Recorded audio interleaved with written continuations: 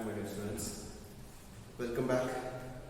It is a new time to learn new things because due to some pandemic situations we are not able to conduct the classes in an offline mode.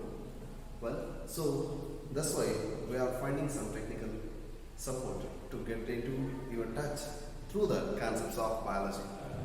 So here I am your busy sir. So from now onwards, we will go through the recorded videos.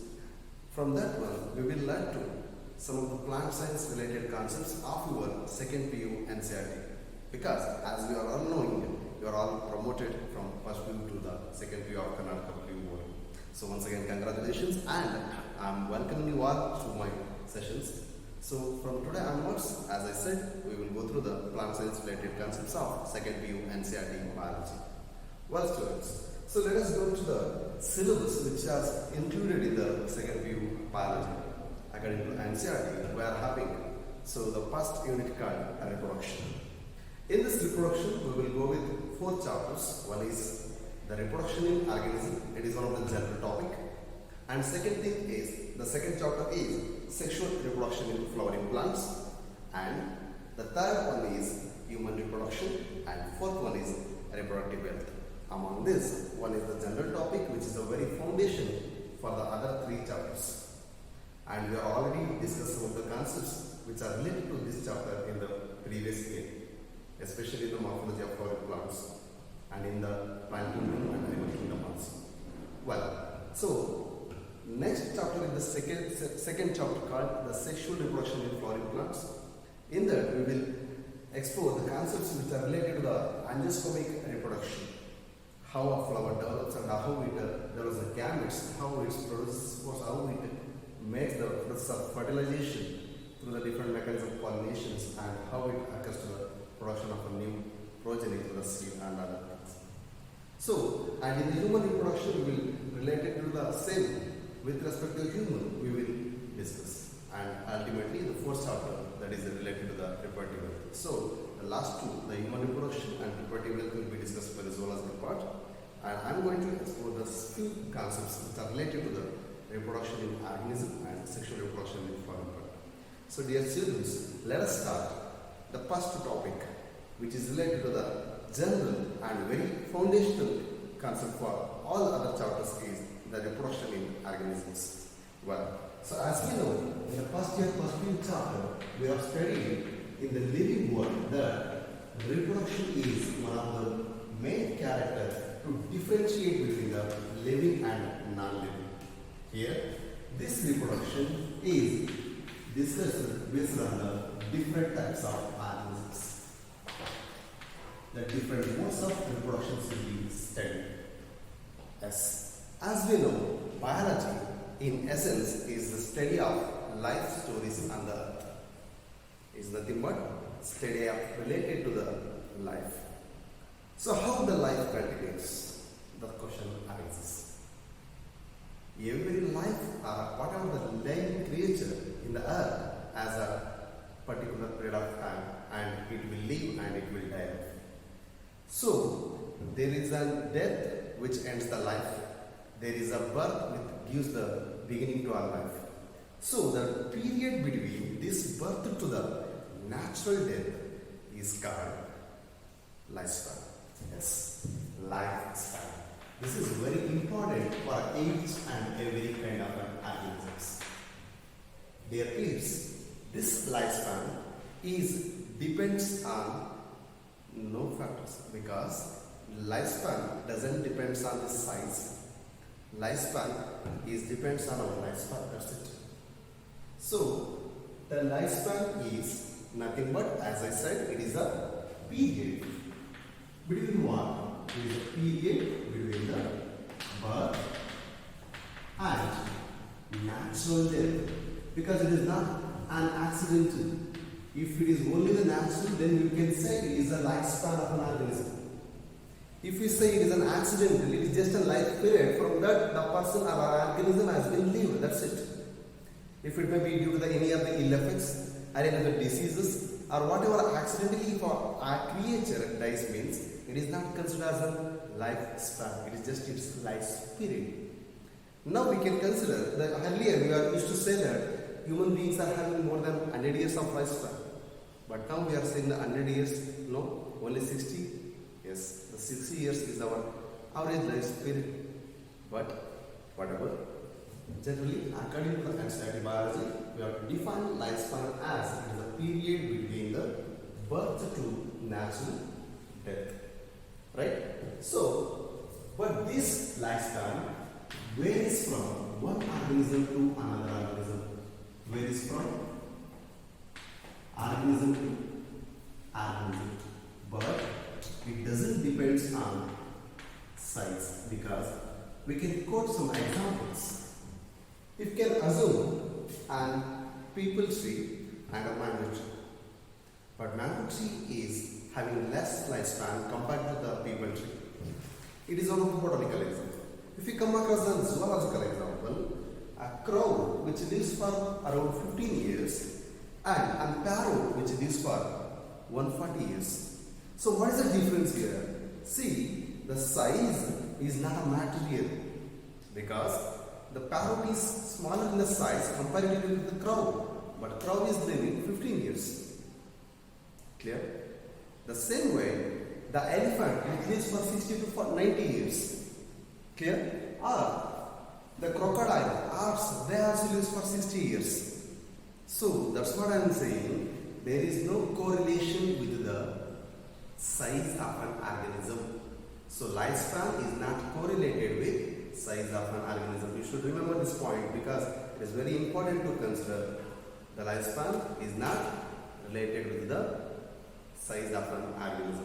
Clear? That's what I gave examples. Because the crow which lives for 15 years, the same way parrot which lives for 140 years.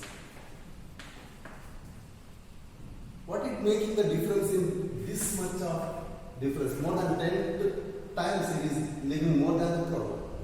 That is all its body mechanism, genetic composition, physiological arrangement, habitat and its support, and other various factors making them to continue its life for a long period. Clear? Right. So let us see such lifespan according to the NCERT given some examples. So you can see the butterfly, fruit fly, rice, rose, crow, cow, banana, dog, crow, crocodile, and horse, elephant, tortoise, parrot, banyan tree. So these are the few picturized examples on the second page of our reproduction organism, where some of them have been given by the NCERT itself and some of them have been given as a blanks in the textbook. So let us try to find the answers for those. So butterfly which lives for only a week. Okay? How many weeks? Then fruit fly, it can live for 30 days. Rice, 3 to 4 months. Rose, 5 to 7 years. Means rose bush means a rose plant, not a rose flower. Rose bush, which lives for 5 to 7 years. Crow, 15 years. Cow, which lives for 20 to 25 years. Banana, which lives for 25 years. And dog, which lives for 20 to 30 years. And then crocodile, which lives for 60 years. And for us also it is 60 years, but for infant it is 60 to 90 years of lifespan. Then what about the tortoise? And then parrot and banyan tree.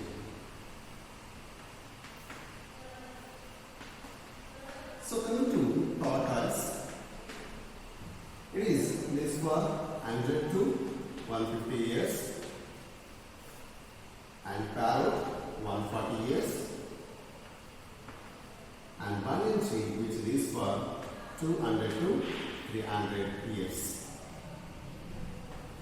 See children, it is very easy to remember. These lifespans of NCERT given examples, that is butterfly, fruit fly, rice, rose, crow, and especially midland. These all, right? So let us see how I have made a trick here. So I have given butterfly as having a 1 to 2 weeks, right? Then I have made 30 days, then months, then years, right? Okay, let us learn the trick once again. Before that, I will recap or reglance partially the lifespan of each and every organism quoted on this board. So butterfly, which is 1 to 2 weeks, fruit fly, which is 30 days, and then rice, it is 3 to 4 months, rose, it is 5 to 7 years, and then crow, it is 15 years, cow, it is 20 to 25 years, banana, it is 25 years, dog, it is 20 to 30 years, and then crocodile and ass both are having 60 years of lifespan, whereas elephant is having 60 to 90 years. Along with the tortoise is having 100 to 150 years, and parrot 140 years, and then banyan tree is having 200 to 300. What is that means? Butter, cow, fruit banana. You are playing a garden. Assume like that. If you feel maybe to remember this, it's tough to remember this. Means you can remember. The trick is very simple. Butter cow fruit, rice cow rose, crow cow banado, crocodile. So along with ass cow banado, elephant. This is our prayer with our God. So then we will be in a top. So he will make us to be in a top. So he banaya हमको top. Top means what? T refers to top twice. P refers to parrot. Banaya refers to banyan tree. So based on this, butter cow fruit, rice cow rose, crow cow banado dog, crow cow banado crocodile, and ass cow elephant. बनाए तो हम भी top बनाएंगे. So इसलिए हम भगवान से क्या करते हैं? Clear? So likewise, you can remember the tricks along with that is 1 plus 2, 3, 30 days, then 3 to 4, 3 plus again 5, 5 to 7, then 15, then 20, 25, 30, then rest of them are 60 years, and elephant we are having 60 to 90. Whereas here, tortoise, and along with that parrot, and then banyan tree. Tortoise double is banyan tree. 100 to 150 is 200 to 300 years. In between is parrot. That's why 100 to 200 is around 140 years. So this is how we can remember that the varieties of an organism with their lifespan as given in the NCERT. Is it clear?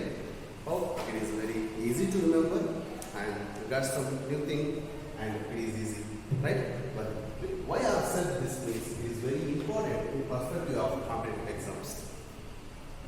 Okay, so you should learn each example with their lifespans. Well, so moving forward, as we said, the life is continuing. How? That is a question, and that is what we are discussing. That is all based on the reproduction. The name itself says that reproduction.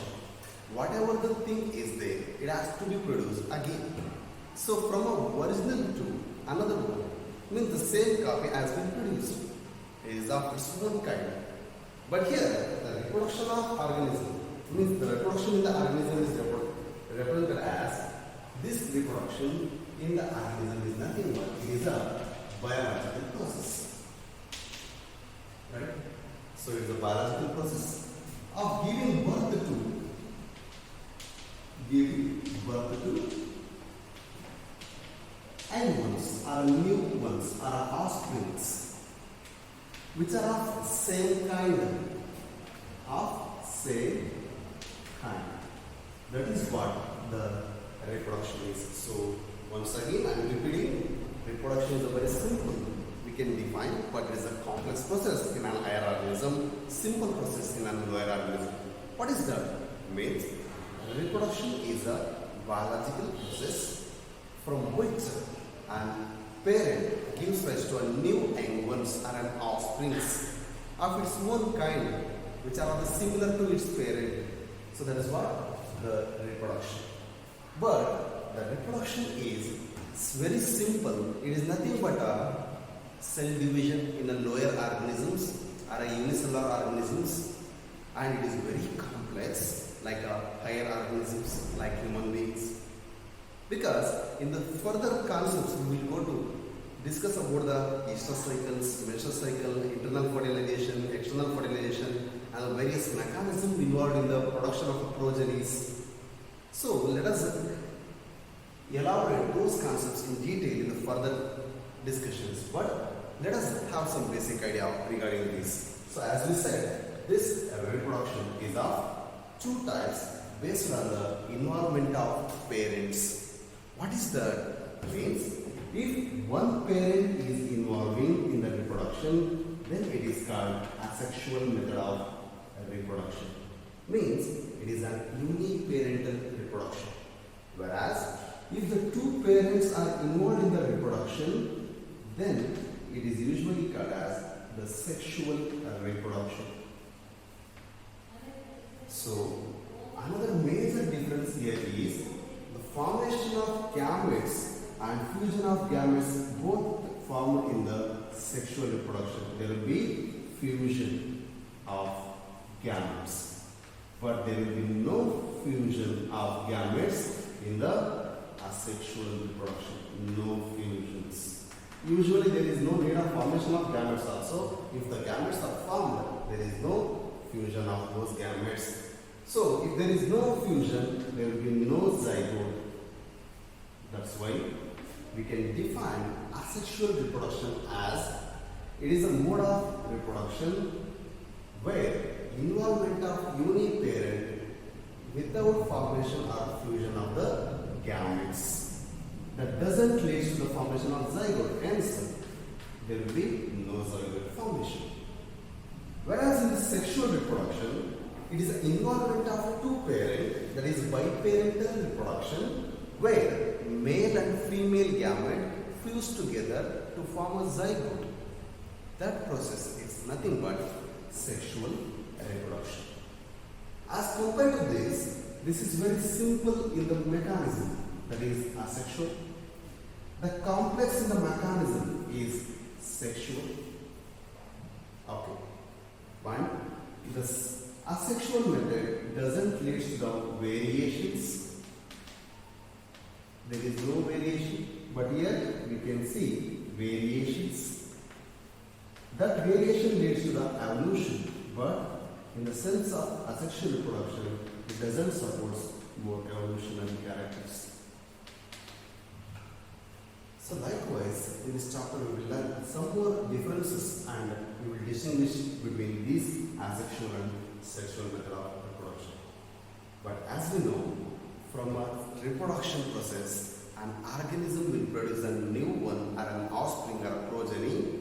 That progeny will get develops and grows, matures, reproduces, and again it will lead to the formation of a new offspring, and it enters into the cycle of life.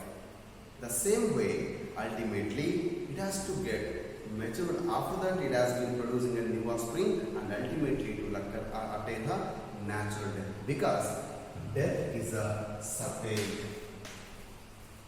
Death is having certainty to all the living organisms. What do you mean by this certainty? Why I am saying this means each and every creature in the life or living world is having a death, especially without any accidents or anything.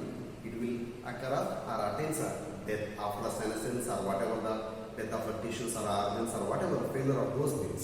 But ultimately it will die. But thing is, there is one exception, that is the single-celled organisms or unicellular organisms. Dear students, there is a death which is certain for all the living creatures, but except single-celled organisms. Why I am saying this means, you can remember the amoeba, which will get divides and ultimately leads to the formation of two daughter cells. Those two daughter cells will again continue and increase the growth, right? And again they will divide and they will give rise to new progenies as their cells have been formed due to the cell division. That's what I initially said. Cell division. If it is a cell, if it will divide, then these two cells are having the capacity to develop as a new individual. So that's why for single-celled organisms or unicellular organisms, there is no death. That's why they are excepted to the case of death, and death is certain for except single-celled organisms or unicellular organisms. Hope it is clear, and you should remember this statement. Okay. So then how the life is continuing means the life is continuing based on both sexual method of reproduction and also by the asexual method of reproduction. But as we differentiated, only the sexual method is supporting for the survival and morely having the evolutionary characters with the variation because of formation of gametes and fusion of gametes, along with that leads to the exchange of genetic characters that leads to the formation of new progeny having the small variations compared to their parent, but it is also similar to its parent. But whereas in asexual method, we will see only the same kind of animal or same kind of progeny. Hence, the progenies formed in asexual method of reproduction is also known as clones. You know that clone refers to exact replicas. What is that exact replica? See, here you can see my this end of the palm, but you can't see my left hand. Why? Because it is exactly replica of this right hand. So right hand and left hand you can't see, but you can only find the difference based on the ring I am wearing. Right? So the same way here, there is no such small variations also. That's why in asexual method, they are morphologically and genetically exactly similar. So morphologically and genetically they are same, hence they are referred as clones. This will be asked for 1 mark, so you should have a justification like this. Because of the genetic composition and the morphological appearance, they are having the same things. Hence, the progenies produced by asexual reproduction are called clones. So there are varieties of asexual methods. There are different kinds. What are those? Let us discuss. So first thing is fission. What do you mean by fission? See, it is an organism. If you assume means if it is divided by into two means, then it is called fission. Then this fission is of two types, means a parent body which divides them into two cells, that is called binary fission. If the parent body which divides into many cells or many units, then it is called multiple fission. So what actually it is taking place means, as I said, if it is a one individual parent, if it divides, then this is fission. If it divided into only two units and these units are capable of individual living, then it is called binary fission. If these units are many and those many units which are the result of fission having capable of individual living, then they are called multiple fission. Let us deal in detail about this binary fission with their kinds. As I said, binary fission may take place irregularly or longitudinally or transversely. So irregularly means you can take the example of amoeba. So amoeba is an example for irregular binary fission. There is no particular plane which cuts the amoeba into two cells, and those two cells are only the result of irregular fission. Then longitudinal fission. You can take the example of euglena. So euglena is an example for the longitudinal example. Why? How we see the plane which cuts from this group.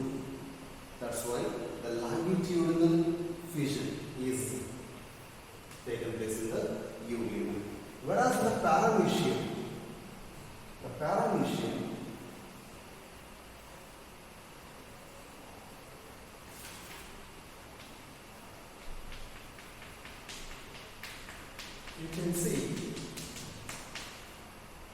the horizontal or transversal fission, the plane which cuts into the horizontally the plane will pass into the central line will pass through the horizontal plane. Here in the uvula it is passed through the the longitudinal plane. That's what the difference between the irregular, longitudinal and transverse. The example for irregular fission is amoeba, longitudinal fission is uvula, transversal fission is paradition. This is what regarding the binary fission. Coming to the multiple fission. During the multiple fission, what happens means the process of ancestration has been formed during unfavorable condition, we know that. But sometimes these cells undergoing the amitotic division means only the nuclear division has been formed. Ultimately, amitosis means the binary fission is finished, multiple fission is here due to the amitosis, and ultimately later it leads to the cytokinesis. This cytokinesis will lead to the formation of many number of cells. The best example we can quote here is again amoeba, monocystis are the two best example for the multiple fission. Along with the plasmodium, we can also quote that is also one of the best example. Apart from NCERT also I am saying, but whatever, these are very important. Plasmodium, monocystis, amoeba, they undergo amitosis without a cellular division, they undergo karyokinesis. Repeated karyokinesis, after that they will undergo cytokinesis to release the more number of cells. They are having the capability of having an individual life, that is called multiple fission. Then coming to budding. What do you mean by budding? See, it is one organism. If a small outgrowth which takes place on the body internally or maybe the externally, and this bud which detaches from the parent body and acts as a new individual, then it is called budding.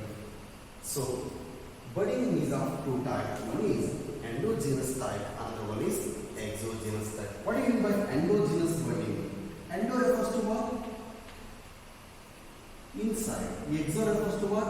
Outside. See, in most of the fresh waters and some marine water sponges, most of the fresh water and some marine water sponges, we can see this kind of endogenous budding. Okay? Here we can also see the exogenous buddings. What is this exogenous budding? We will see this in the yeast. But the endogenous budding is usually takes place in the freshwater and most of the freshwater sponges and few are some marine water sponges, especially by the structure called gammules.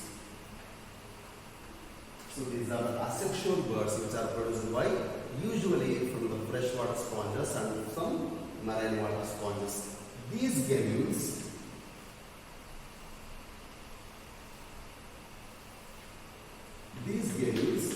will be the asexual birds. Okay? So that's an example for budding. And exogenous thing means what? From outside the body, means from the birds which protrudes outside.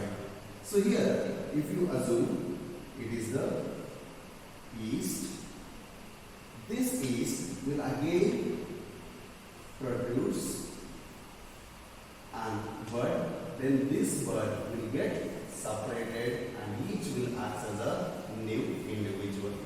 So the budding, especially exogenous, is the best example we can quote is yeast. Along with that, hydra.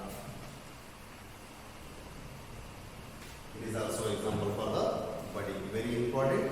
These asexual birds, and especially the budding or whatever the types we are discussing, these are very important for the competitives. Well, so once again recalling, budding, it is nothing but the external growth or a protrusion from the parent body will detaches from the parent and acts as an individual. Okay? It is of two types. One is internal development of the bud, another one is external development of the bud. Internal development is endogenous budding, which is called as a gemulation or a gemule formation in the freshwater sponges and also in the some marine water sponges. Whereas external budding means exogenous budding is usually takes place in the yeast of the fungi and either of the sponges. Clear? Well, moving to the sporulation. So the last kind of asexual type of reproduction is sporulation. Nothing but formation of spores and releasing them and to form a new individual. That is the varieties we can see. But encystation is one special kind here. What is that? Means encystation is the process of formation of three-layered wall. I am saying three-layered wall. 1, 2, 3. Three-layered wall. Inside that, the spores will be preserved. What is that? Means during unfavorable condition, amoeba withdraws its pseudopodia or locomotive structures and it envelops with the three coated layers. So during unfavorable condition, adverse conditions primarily. So during adverse conditions or unfavorable condition, amoeba withdraws its pseudopodia and then it encysts or forms the envelope. It forms the envelope that is of three-layered. This three-layer is forming a cyst. En means having, cyst means wall. Having the wall on those spores is called encystation. When they get a favorable condition, this encysted spores will get bursted out to release the spores and each spores will sprout to form a new individual. That is also the best example we can take as amoeba, monocystis and plasmodium. We will see the plasmodium life cycle in the human health and disease. Okay, the same thing we will listen there again. And coming to the zoospores and corydiospores. These are the two types of spores we can find in the fungi. Zoospores are nothing but zoo refers to what? Motile. Spores, they are the gametes. So they are the motile gametes which usually have the flagella, have the locomotive structures or they have the locomotion. Ultimately, these zoospores are usually found in the lower fungi called phycomycetes. Phyco refers to alga, mycetes refers to fungi. So phycomycetes are the fungi which are having this. Best example we can quote here is albugo, along with that Phytophthora. Albugo and Phytophthora. You will listen Phytophthora as a name in the strategies chapter and also in biotechnology chapter. Phytophthora infestans, late blight of potato. Okay? Remember, in between I am giving some of the content linking with the other chapters. Okay? So Phytophthora, albugo, they are the lower fungi called Phycomycetes, where we can see the zoospores along with some chlamydomonas which also forms the zoospores. Then conidia, where we can see the conidia. It is also found in the fungi. Okay.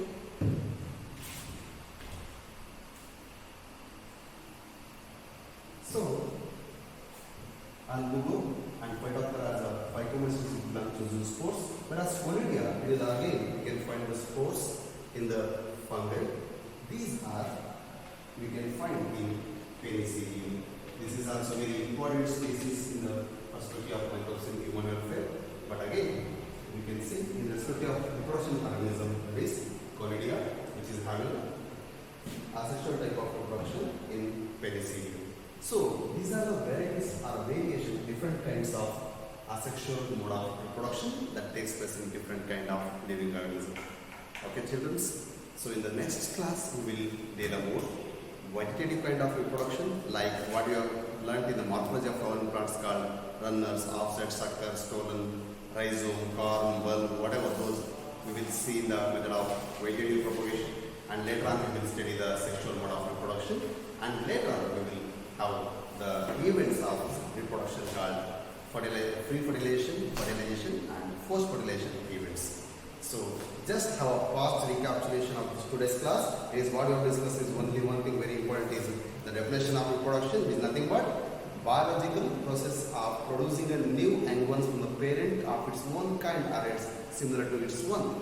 Then the lifespan, that is the natural death period, means from a birth to natural death, that the total period is called lifespan. It doesn't depend on size, it varies from organism to organism. That's what we have quoted the crow and the parrot, and then we have discussed the mango and people tree also. As we know, crow is having 15 years and the parrot is having 140 years. That doesn't depend on size. And then death is very certain for every organism except these single-celled or unicellular organisms. And we have listed out the different kinds of NCERT given examples of these lifespan of our different examples like fruit fly, butterfly, and then rice, rose, crow, cow, dog, banana, and then crocodile or elephant, tortoise, parrot, and bonnet. So let us recapitulate those lifespans. So buttercup, fruit, rice ko rose, and then crow ko banana, what? Dog, so crocodile, and then ox ko elephant.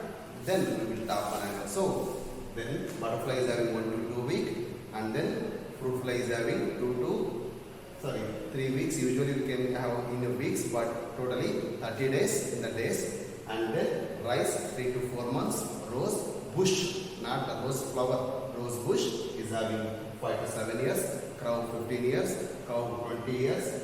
Then 20 to 25. Banana 25 years. Dog 20 to 30 years. Crocodile and then ox are 60 years. Elephant is having 60 to 90 years. Tortoise is having 100 to 200 years. And parrot is having 140 years. Bonnet is having 200 to 300 years. So then we have discussed the reproduction and their different kinds, sexual and asexual, and we have briefed about their methods of differences based on the fusion and involvement of the parent and formation of the zygote leading to the variations. Because asexual reproduction is a uniparental without formation of gamete and fusion of gamete, there will be no variation, there will be no evolutionary changes. Whereas in the sexual reproduction, involvement of two parental or biparental reproduction, where exchange of gamete, formation of zygote, and that leads to the variation, that leads to the decombination, that leads to the evolutionary changes, there is a more survival in the chances of life.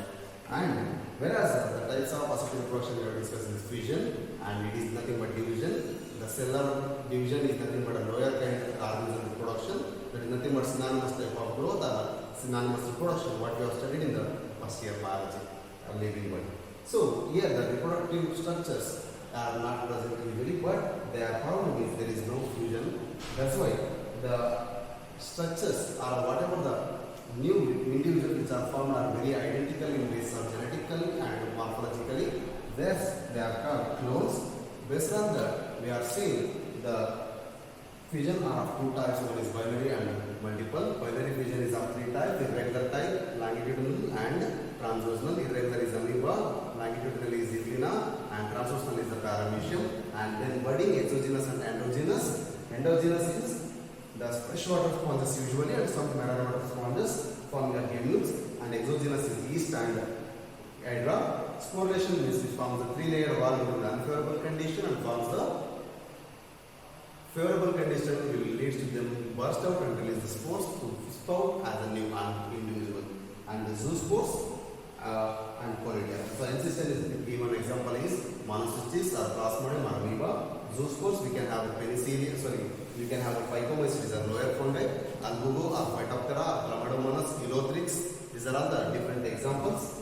Means in the fungi, albugo and phytophthora. In the algae we can have elothrix and chlamydomonas. Whereas in the conidia is a asexual reproductive structure in the penicillium and in the fungi. So these are about what we have learned in the today's class. So happy learning, our new thoughts to be entered into your mind, and rest the negative thoughts out of our mindset. Have a nice day. So blessed. In the next class we will study about the vegetative method of reproduction and sexual mode of reproduction. Keep tuned. Have a nice day. Thank you.